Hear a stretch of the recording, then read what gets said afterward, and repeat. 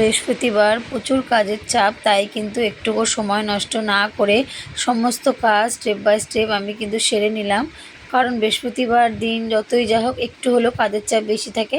তারপরে তো আমার তো আরও বেশি চাপ পড়ে যায়, কারণ যেহেতু আমাকে ঘরে বাইরে দুটোই কিন্তু সামলাতে হয় বন্ধুরা। তো চলো সব কিছুই হবে, সব রকম কথা হবে, গল্প হবে, আড্ডা হবে। তার আগে নিজের পরিচয়টা দিয়ে নিই, নাহলে তোমরা কি করে বুঝবে যারা আমার নতুন বন্ধুরা আছে আমি কে, আমার কী বা পরিচয়। তো গুড মর্নিং বন্ধুরা, welcome back to my channel. কেমন আছো তোমরা সবাই? আমি কিন্তু খুব ভালো আছি। আশা করি তোমরাও যে যেখানে আছো ভালো আছো এবং সুস্থ আছো। তোমাদের সবাইকে সোমাস ডেলি ব্লগে অনেক স্বাগত জানাই। হুগলি জেলার ছোট্ট একটি শহর ব্যান্ডেল থেকে আমি সোমা চলে আসলাম প্রতিদিনের মতো আজকেও নতুন একটি দিনে নতুন একটি ভিডিও নিই। তো আজকের বারটি হচ্ছে বৃহস্পতিবার আর তারিখটি হচ্ছে 27 তারিখ। তো সকাল সকাল ঘুম থেকে উঠে সমস্ত কাজ বাজ সেরে দেখো একদম পুজো দিয়ে নিয়েছি। গুগল তো স্কুল চলে গেছে আর পুজোও আমি দিয়ে নিয়েছি। আর মাম্মা উঠে গেছে, তার জন্য কিন্তু এখন আমি বাসি বিছানাটা তুলে নিচ্ছি। বাসি বিছানা বলতে মশারিটা আগেই তুলে নিয়েছি, যেহেতু বাসি ঘরে পুজো দেয় না। তো বাসি ঘর ঝাড় দেওয়া মোছা সমস্ত হয়ে গেছে। এবার কী করবো বলো, ওরা যেহেতু বিছানায় থাকে, এবার ওদেরকে তো মশারি টশারি খুলে উঠিয়েও দিতে পারি না আমার জন্য, তাই না? তো তার জন্য পুজোটাও দিয়ে নিয়েছি। আর এদিকে দেখো বিছানাটা তুলে নিলাম, মাম্মা মোরা উঠে গেছে। এটা কিন্তু ভোরবেলা 7টা আর 8টার আগেরকার কাজ, জানো তো। কারণ 8টার আগে আমি যতটুকুনি পারি সমস্ত কাজগুলোকে গুছিয়ে নিয়ে রেখে যাই, যাতে আমার এসে 9টার সময় তাড়াতাড়ি হয়ে যায় সব কিছু। কারণ রান্না এক তরকারি ভাত অন্তত আমাকে করে দিতেই হয়। সকালে মাম্মামকে স্কুল যায়, তোমার দাদাভাই খায়, তার জন্য আমার সকালে এক তরকারি ভাত অন্তত করতেই হয়। আর বাদ বাকিটা মা বেলার দিকে করে নেয় যা থাকে। তো তার জন্য দেখো আমি এদিকে সব বাসনগুলো যে আগের দিন রাতে ধুয়ে রেখেছিলাম সমস্ত বাসনগুলোকে গুছিয়ে রাখবো। এদিকে ভাতের হাঁড়ি জলও তুলে রেখেছি, চালটা ধুয়ে এখানে রেখে যাব। মাকে বলে রাখে যে মা 9:45 কিংবা 9:30 নাগাদ ভাতটা বসিয়ে দেবে, তাহলে আমি এসে নামাতে পারবো। কারণ আমি আস্তে আস্তে অনেকটা ভাতটা ফুটে যাবে, আর আমি এসে যদি ভাতটা বসাতে যাই তাহলে কিন্তু অনেকটা টাইম লেগে যাবে। তার জন্য কিন্তু ভাতটা মা বসিয়ে দেয়, আমি সমস্তটা রেডি করে যাই। আর এই যে এখানে 3 মুঠ করে মুষ্টি চাল রেখে নিই, তারপরে এই চালটা ভেজাবো। কারণ এটা প্রতিটা বাড়ি গৃহিণীরাই আমরা তাই করি, যখন আমরা চাল নিই তখন আগে বলতো যে আখ চাল নেওয়া, 3 মুঠ করে চাল তুলে রাখা। তো আমিও তাই করি, 3 মুঠ করে চাল তুলে রাখি। এ দেখো এখানে কিন্তু চালটা ভিজিয়ে রেখে দিয়ে গেলাম, মা বসিয়ে দেবে। তো এইভাবে সকাল থেকে উঠে স্টেপ বাই স্টেপ সমস্ত কাজই করতে হয়। আর বড়দের প্রণাম, ছোটোদের বুক ভরা ভালোবাসা রইল। চলো তোমরা প্রতিদিনের মতো আজকে আমার ভিডিওটা তোমরা ফুল দেখে আমাকে সুন্দর একটা কমেন্ট করে যেও।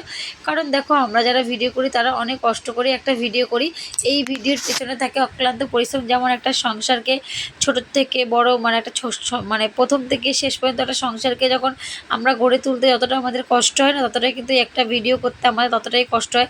কারণ এই দেখো সংসারের সমস্ত কাজ বা বাচ্চা দেখা, ঘরের কাজ, বাইরের কাজ, তারপরে এই ভিডিও করা, এগুলোকে এডিট করা, কত কষ্ট হয় একটা ভিডিও করতে। তাই তোমাদের কাছে অনুরোধ বন্ধুরা, কেউ কিন্তু প্লিজ স্কিপ করে দেখো না, প্লিজ একটু হলেও ভিডিওটাকে তোমরা দেখার চেষ্টা করো। কারণ অনেক কষ্ট করে ভিডিওটা তোমাদের কাছে প্রেজেন্ট করার জন্য বানাই। ভালো মন্দ সমস্ত কিছু নিয়েই কিন্তু একটা মানুষের জীবন, তেমন ভালো মন্দ নিয়েই একটা ভিডিও। তাই তোমরা ভিডিও ভালো লাগলেও অবশ্যই কমেন্ট করবে, খারাপ লাগলেও কিন্তু কমেন্ট করে আমাকে জানাবে বন্ধুরা, তাহলে আমি আমার ভুলটা শোধরানোর চেষ্টা করব।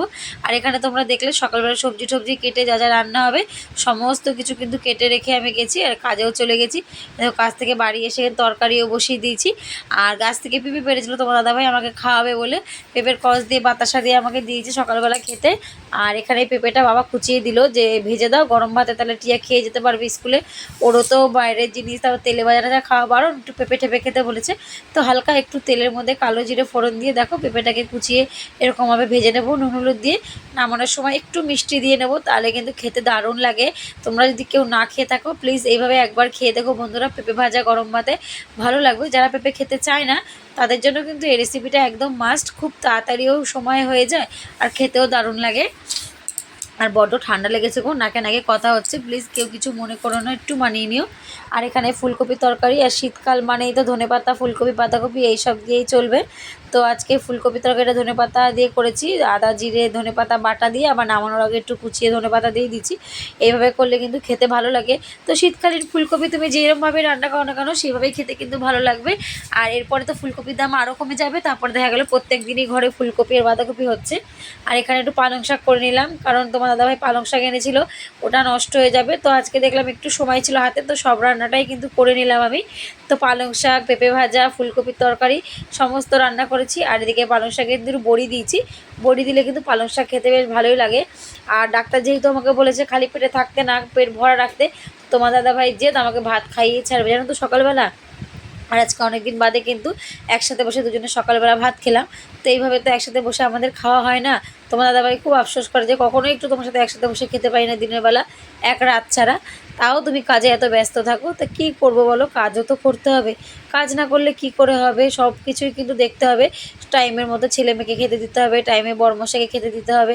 কারণ সারাদিন সবাই আমরা খাটনি করি, তাই না? কিন্তু কি করব বলো, সবাইকে সব দিকটা সামলে নিতে হবে। তো আমিও চেষ্টা করি তাড়াতাড়ি তোমার দাদাভাই আসার আগে সমস্ত কাজবাজ সামলে একটু বসতে, কারণ আসলে দুটো কথা বলা, একটু খাওয়া দাওয়া একসাথে বসে সমস্ত কিছু করতে পারি। ছেলে মেয়েকে আগে থাকতে খাইয়ে রেখে দিই।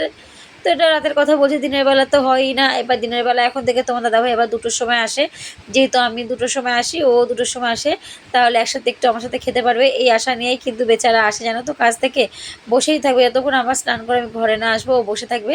দরকার পড়ে 10 মিনিট হাতে থাকবে, তাও 10 মিনিট হাতে নিয়েই খাবে, খেয়ে চলে যাবে। 1 ঘন্টা টাইম দেয়, জানো তো, খেতে। তারপরে যদি সেই টাইমে ঠিকঠাক না খেয়ে একটু বিশ্রাম নেয় তাহলে হবে? বলে তাও ভালো, আমি তোমার সাথে বসে খাবো।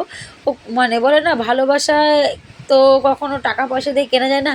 ভালোবাসা এইভাবে একে অপরের সাথে একসাথে থেকে একে অপরের দুঃখ কষ্ট সুখ দুঃখ সমস্ত কিছু ভাগ করে নেওয়াকেই ভালোবাসা বলে। তো জানি না কার কি মনে হয়, তো আমার তাই মনে হয়। কখনো কিন্তু পয়সার বিনিময়ে এরকম ভালোবাসা পাওয়া যায় না। তো ভালোবাসা কি কখনো দামি দামি জিনিস দিয়ে হয়? হয় না গো। ভালোবাসা একটু যত্ন, একটু মানে কেয়ার করা, এইসবের মধ্যেও কিন্তু অনেক ভালোবাসা লুকিয়ে থাকে। এই যে না খেয়ে বসে থাকে আমার জন্য, আমি আসবো তারপর খাবে, এর মধ্যেও কিন্তু অনেক ভালোবাসা লুকিয়ে থাকে, তাই না? তাহলে এই ভালোবাসাটা তো আর পয়সার বিনিময়ে কেনা যায় না, বলো। এদিকে রান্না বান্না হয়ে গেছে, সমস্ত গ্যাস ট্যাস পরিষ্কার করে রান্নাঘরটা মুছে নেবো। তোমার দাদাভাই চলে আসবে 10টা বাজে, তো খেতে দিয়ে দেবো। মাম্মামকে তো দিয়েই দিয়েছি, ও কিন্তু খেয়ে নিয়েছে। তারপরে এদিকে খাওয়া দাওয়া হয়ে গেলে, খাওয়া দাওয়া হয়ে যাবে, তারপর বাসন টাসন মেজে নিয়ে আমি কিন্তু কাজে চলে যাব। কারণ ওই যে টাইমের মধ্যে তো সমস্তটাই করতে হয় আমাকে, আর আমার তো টাইম একদমই ধরা বাঁধা। আমার টাইমের একটু এদিক ওদিক হতে পারে না, 10:30টার মধ্যে আমাকে বেরিয়ে যেতে হয়। আর এখানে দেখো তোমার দাদাভাইয়ের আমি কিন্তু খেতে বসে গেছি, বাবা ওখানে বসে আছে। তো আমি খাবো না, তাও জোর জবরদস্তি, ভাত খেয়ে না কাজ করা যায় না, খুব কষ্ট হয়। কিন্তু গরম গরম ভাতে ফুলকপি দিয়ে পালং শাক দিয়ে খেতে কিন্তু দারুণ লাগে। আর একদম তো তেল মশলা আমার খাওয়া বারণ, তার জন্য কিন্তু আমি ওই ফুলকপি ঝোল আলু খাইনি, শুধু ফুলকপিটা নিয়েছি, পালং শাক দিয়ে খেয়েছি। কারণ পালং শাকে যেহেতু কোনো মশলা দিইনি। তো এইভাবে তোমার দাদাভাই একদম বেছে বেছে ধরে ধরে খাওয়ায়। দুধ চা তো খেতেই দেবে না, বলেই দিয়েছে, কি করব, খাবো না, আর কিছু করার নেই।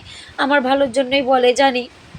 আর এদিকে দেখো এখন কিন্তু 2টো বাজে, কাজ থেকে চলে এসেছি, এসে নিয়ে মুখের মধ্যে একটু যে ফেস প্যাকটা বানিয়ে রেখেছিলাম, তো সেটাই একটু মেখে নিলাম। তো রোজ তো আর হয় না, 2 দিন 3 দিন অন্তর অন্তর একদিন করে মেখে নিই।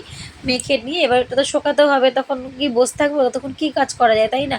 তখন ভাবলাম কি, তো নারকেলের কতগুলো ছোবড়া আছে, ছোবড়াগুলোকে কেটে নিই। তো নারকেলের ছোবড়া শেষ হয়ে আসছে, এবার সেগুলোও লাগবে। তো বেকার মুখটা শুকানোর সময় বসে না থেকে আমি নারকেলের ছোবড়াটা কেটে নিয়েছি। অনেকগুলো নারকেলের ছোবড়া কেটে টেটে রেখে স্নান করতে চলে গেছি। তারপর খাওয়া দাওয়ার পরে একদম কিন্তু ছোবড়া বোবড়া তুলে নিয়েছি, যেহেতু তোমার দাদাভাই বসে আছে, না হলে রাগ করবে। তার জন্য ছোবড়াগুলোকে কেটে রেখে গেছি। স্নান করে এসে ছোবড়াগুলোকে ভরে নিয়েছি। তো এইভাবেই কিন্তু একটু বুদ্ধি করে স্টেপ বাই স্টেপ কাজ করে নিই। কারণ রোজকার কাজের সাথে বৃহস্পতিবারের কাজে বললাম যে একটু হলেও আলাদা, কারণ বৃহস্পতিবার পুজো আছে, সমস্ত কিছু আছে। তো চেষ্টা করি সকালবেলা উঠে স্নান করে পুজো দিয়ে কাজে যাওয়ার জন্য। কিন্তু অনেক সময় হয়ে ওঠে না, অনেক সময় শরীর আর দেয় না, উঠতে পারি না, দেরি হয়ে যায়, সেদিনের কাজে কিন্তু একটু 19-20 হয়েই যায়। তো যেদিন ভাবি না, মন থেকে আমাকে মাথায় সেট করে রাখতেই হয়। বিশেষ করে বৃহস্পতিবার দিন কিন্তু আমাকে মাথার সেটটা আগে থাকতেই করে রাখতে হয়, যে উঠে আগে আমাকে কি কাজ করতে হবে। তো সেটাই করে নিই। আর এই দেখো এখানে ছোবাগুলো এত শক্ত না, কাটা যাচ্ছে না, বটিতে হাতে লাগছে আমার, আর বুকে বড্ড প্রেশার হয় এই ছোবা বটিতে কাটতে গেলে। আর তোমার দাদাভাই দাও দিয়ে কাটে, কিন্তু ওর আসতে অনেকটা সময় হয়, তো এবার এসে আর ওই টাইমেও ছোবা কাটতে পারে না। তার জন্য আমি কেটে নিলাম, অল্প অল্প করে কাটছি। 1 বস্তা আছে, তো এখন অল্প কটা কেটে নিলাম, আবার কদিন বাদে অল্প কটা কাটবো। এদিকে দেখো ছোবা কাটতে কাটতে আমার হাতে ব্যথা হচ্ছে বড্ড, আর বুকেও বড্ড প্রেশার পড়ছে। ওর জন্য বারবার কিন্তু একটু করে থেমে যাচ্ছি। কারণ ছোবা তো লাগে প্রত্যেক দিন, সন্ধেবেলা ধুনো আরতি করি, তাতে লাগে। তো দুবেলাই করার চেষ্টা করি, এবার যখন পারি তখন দুবেলাই করি, আবার যখন হয় না তখন কিন্তু একবেলাই করি। তো এদিকে দেখো বড়িটা কিন্তু ঘরে রেখে আসবো, কারণ বড়িটা আমাকে আগে সরাতে হবে। এই বড়িটাকে আমাদের বাড়ির সবাই ভয় পায়, বলে তুমি আগে বটি সরাও, তারপরে তুমি যা করার করো। তার জন্য বড়িটাকে সরিয়ে রেখে আমি স্নানে চলে গেছি। স্নান থেকে এসে খাওয়া দাওয়া করে নিয়েছি একদম তোমার দাদাভাইয়ের সাথে, না তো বসেই আছে। তারপরে এই যে ছোবড়াগুলোকে তুলে নিলাম কৌটোর মধ্যে, তুলে নিয়ে জায়গাটা ঝাড়ঝুড় দিয়ে গাছে জল দেওয়া, ওই ঘরে সমস্ত গাছে জল দেওয়া, বই খাতাগুলো পরিষ্কার করা, গোছানো, সমস্ত কিছু A to Z কিন্তু এইভাবেই আমি করে নিই, কারণ এইভাবে না করলে কিন্তু পারবো না। আর ঘুমোতে গেলেই কিন্তু ঘুমোতে পারি, কিন্তু আমি ইচ্ছে করে যাই না। যে এই শীতের বেলা ঘুমাতে গেলে একদম ঘুম আসে না, আর যদি একবার শুয়ে পড়ি আর উঠতে ইচ্ছা করবে না। আর সেইভাবে আলিস্য দিয়ে শুয়ে থাকলে তো হবে না, আমাকে তো উঠতেই হবে, উঠে সমস্ত কাজ করতেই হবে। তার জন্য শরীরে আর অত আলসেমি দিই না, ভাবি যে না উঠে কাজবাজ করি। তো সমস্ত কাজবাজ করতে করতে 3:30 পৌনে 4টে বেজে যায়, দিয়ে একটুখানি শুয়ে গড়াগড়ি খাই বিছানায়। তারপর গোগলের মাঠে পাঠিয়ে উঠে বিকেলবেলা আবার বিকেলের কাজ করা, বিকেল থেকে সন্ধে পর্যন্ত খাওয়া দাওয়া টিফিন করা, সমস্ত কিছু কিন্তু মাথায় চাপ থাকে। তাই ওই যে বিশ্রাম বলে কোনো জিনিস হয় না। আর রাতেও তো সেই বিশ্রাম নিতে নিতে অনেকটা রাত হয়, ভিডিও এডিট করার এই করতে করতে 12টা বেজে যায়। এখন কি করব, ওইটুকুনি টাইম বিশ্রাম নিই, ওইটুকুনি টাইমই আমার কাছে অনেক। তাই জন্য কিন্তু আমি ওই মানে মাথায় কোনো চাপ নিই না যে থাক সমস্ত কাজ, আর বিশেষ করে সংসারের সমস্ত কাজ যখন করতে হবে আমাকেই, তাহলে আমাকে কিন্তু কোনো চিন্তা করে লাভ নেই যে আমার কেউ করে দেবে। আগে যখন তোমার দাদাভাই সময় পেতো করে দিত, আর এখন যেহেতু আমাকে আমার কাজ করতে হবে, তাই অত মাথায় চাপ নিই না। আর কখনো সময় নষ্ট করি না, কারণ একটু সময়ের বড় দাম। সময়ের দাম দিতে শিখতে হবে, জানতে হবে। সময় যদি তুমি দাম দেওয়া শিখে যাও না, তাহলে তুমি দেখবে কখনো তোমার কোনো কিছুতে পিছনে পড়ে থাকবে না। কারণ সময় আমাদের জন্য থেমে থাকবে না, আমাদের কিন্তু সময় পেছনে ছুটতে হবে সমস্ত কিছু, সব বিষয়ে সময়কে বড় গুরুত্ব দিতে হবে। সময়কে গুরুত্ব দিতে না পারলে না, নাকে কথা আটকে যাচ্ছে গো, বড্ড ঠান্ডা লেগেছে। সময়কে যদি আমরা গুরুত্ব না দিই, তাহলে কিন্তু সময় আমাদের জন্য থেমে থাকবে না, ওর মতো চলে যাবে। আর সময় এমনই একটা জিনিস যেটা চলে গেলে আর ফিরে পাওয়া যায় না। যেমন আমরা বলি অতীতের যে জিনিস, মানে অতীত যেগুলো আমরা পার করে এসেছি, সেই জিনিসগুলো আমরা যদি এখন মনে করি যে হাত বাড়ালে সেটা পাবো না, সময় তো চলে গেছে, তাই না? এখন আমরা বর্তমানে আছি, এরপরে আমাদের ভবিষ্যতের কথা ভাবতে হবে। আর এখানে এই যে গাছগুলো দেখো, যে গাছগুলো হলুদ হলুদ পাতা হয়েছে, সেই পাতাগুলোকে ছিঁড়ে ছিঁড়ে ফেলে দিচ্ছি, কারণ হলুদ পাতা নাকি গাছে রাখতে নেই। তাই আমি সব দেখে দেখে পাতাগুলো ফেলে দিয়ে এবার গাছগুলোতে জল দিয়ে নেব, দিয়ে এদিকে সমস্ত কিছু একটু পরিষ্কার করে নেব। এইভাবেই চলবে সারাদিনের আমার ব্যস্তময় জীবন, সে বৃহস্পতিবার বলো, সোমবার বলো, আর মঙ্গলবার বলো। তো আজকে হচ্ছে বৃহস্পতিবারের ব্যস্তময় দিন আমার। তো বৃহস্পতিবারের ব্যস্তময় দিন আমার এইভাবেই কাটলো বন্ধুরা। আমি আর না কথা বলতে পারছি না, আমার নাকে যেন কথা আটকে যাচ্ছে। তো তোমরা এইভাবে প্লিজ একটু মানিয়ে নিও।